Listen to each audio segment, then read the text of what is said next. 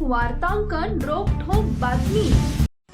अजित पवारांच्या राष्ट्रवादी काँग्रेसच्या नव्या पदाधिकाऱ्यांच्या यादीनं पक्षांतर्गत वाद चव्हाट्यावर आलाय। या यादीमधून ज्येष्ठ नेते प्रफुल्ल पटेल यांना डच्चू देत पक्षाचा संपूर्ण निधी सुनेत्रा पवार, पार्थ पवार आणि जय पवार या मायलेकांनी हाती घेतलाय। या निर्णयामुळे पक्षाच्या आर्थिक नाड्या तर अजित पवारांच्या कुटुंबाच्या हाती आल्याच आहेत। शिवाय राष्ट्रवादी काँग्रेस पक्षावरही त्यांनी आता घट्ट पकड मिळवल्याचं दिसतंय।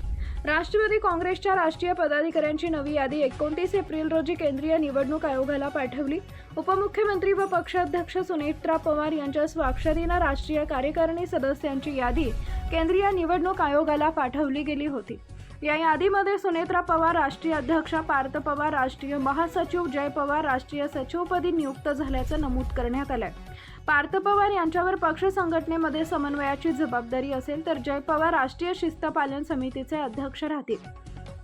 त्याचबरोबर ते खजिनदाराची जबाबदारीही पार पडतील।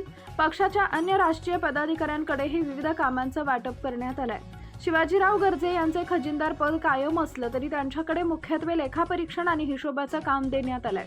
पक्षाच्या पदाधिकाऱ्यांच्या कामाच्या नव्या वाटपामुळे पक्षाच्या निधीची सूत्र पूर्णपणे पवार कुटुंबियांच्या हाती असल्याचा दावा सूत्रांनी केलाय।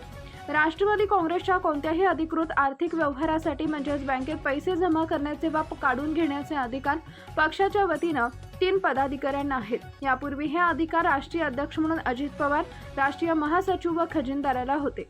पक्षाच्या राष्ट्रीय कार्यकारिणी सदस्याची यादी केंद्रीय निवडणूक आयोगाला पाठवली गेल्याची अधिकृत माहिती प्रफुल्ल पटेल व सुनील तटकरे यांना देण्यात आलेली नव्हती।